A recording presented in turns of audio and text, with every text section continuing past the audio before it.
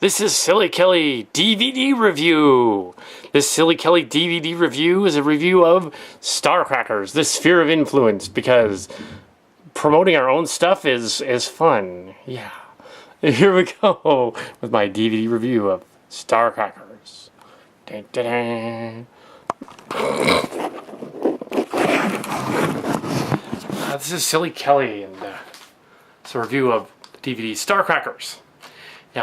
Now we've discussed Star Crackers several months ago, and then decided to put the finished product online, the version of the movie, the film that has the new dubbing for the 20th anniversary, as well as other oddities.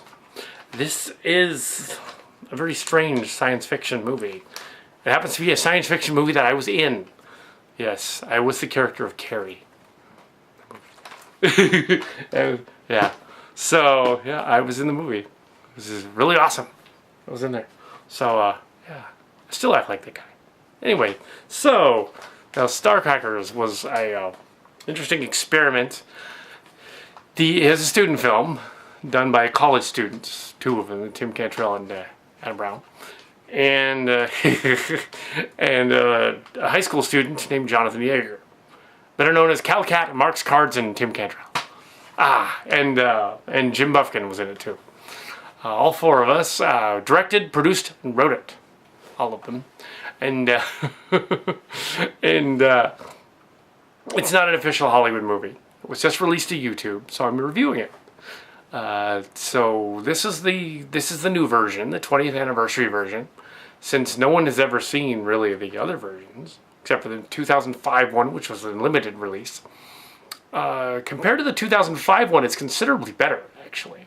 This is sort of a rehash of the 2005 one, where they took out all the copyrighted songs that were playing in the background and basically redubbed over the dialogue, which at times is a little strange, but actually works. At times they had to apparently dub the voice of Tim Cantrell because they couldn't get it.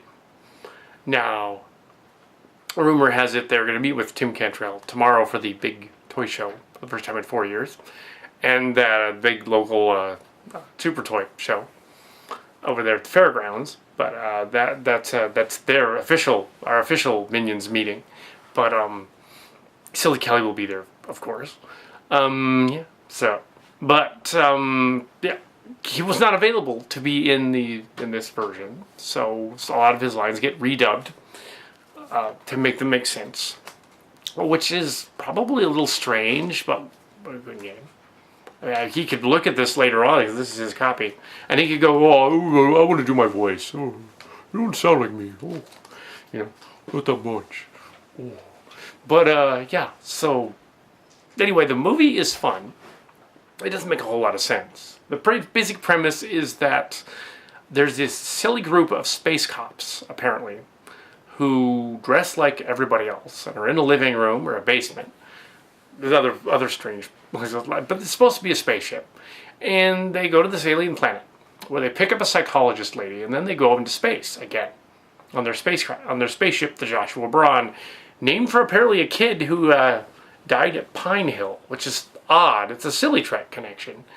And Silly Trek is Star Trek meets On Location is Chimera, the current Chimera thing, the movie Star Trek thing. But yeah, there's like in-jokes in this that don't make any sense anywhere else. I liked that the new version redubbed, dubbed my voice over footage from the earlier Star Trek Silly Trek the Borg thing we did. Because I was advertising a martial arts school for some reason. I don't know why. The director said, "Put this shirt on," and I did it. So then later on they're like, "Oh, we didn't like that scene, so we'll just put you in another shirt in the other movie." So we just in this new version that's not going on. So there's a product placement thing going on. At the time it made sense.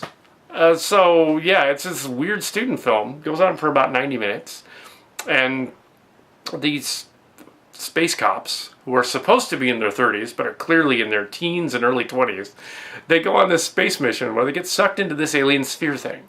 And when they're in the alien sphere thing, then they meet up with this bad guy who thinks they're involved in putting the sphere thing out there that trapped his ship. The bad guy, his name is Raxler, The hero is Clark. Stephen Clark, named after a teacher from Pine Hill, which is really strange. And that's one thing about Silly Track. It's weird. But Clark, he's kind of nuts, but he's stoic. It's sort of like Picard in Next Gen. So he's a little disgusted at the idea of meeting up with Raxler, but he goes for it. And eventually, he and Raxler come to blows, and then they eventually are convinced that that they're not behind that they eventually convince each other that they're not behind the whole sphere thing. When they get to the sphere planet, then to discover, well, we got to figure out a way out of this. I suppose if you're going to watch the student film, you kind of got to know how they come together, kind of like a Star Trek-y kind of thing. Even to the point that we break the fourth wall, and Asloth, the ship's fool, the sort of my foil in the story. He comes out and he's all like, yeah, I got this idea from Star Trek, which I thought was really funny. So yeah, that line is now in the movie officially. It wasn't originally. It should have been. So it actually fixes the script quite well. It actually repairs some of the stuff that was damaged. And there was also some slight controversy concerning Raxler's headgear. And what was said, if you watch the DVD box set, which hasn't really, probably never going to be all on YouTube at all, just the movie. The basic premise was that Raxler's headgear is just a towel because he stepped out of the shower. That's all it is. So if anybody reads anything else into that, that's all it is, just a towel. So there you go. No weird ethnicity thing implied at all. I know Silly Trek got some flack for including Libby as a Libyan, but then he was one of the villains. But then it's like, well, back then we just didn't know what we were doing, nor were we trying to insult the Libyans either. We just, yeah, that's the thing in 1987. You make fun of whoever is being made fun of in the news. And Michael Jackson got made fun of too, and we didn't mention that too much. There might even be a Michael Jackson reference somewhere in here, but now that he's dead, it's kind of messed up. That is the review of Starcrackers, I guess. Oh yeah, and I suppose everything works out because it's like Star Trek. And it is cool that they're gonna make a book out of this, a novel, and the novel is gonna be awesome. Look forward to that. Look forward to editing that. Yeah, you wouldn't believe I'd be the editor. Well, Distant Destinies was fun doing, so why not? So now we must end with a shot of a kitty. Now, gratuitous kitty cat shot. Meow. Meow. Hot kitty. Hello, kitty. Which one are you? Can never tell which one they are because their collars aren't on them. Come here, kitty. Are you Abra? I think you're Abra. I think you're Abra. Hi, Abra. Hi, kitty. Gratuitous cat shot.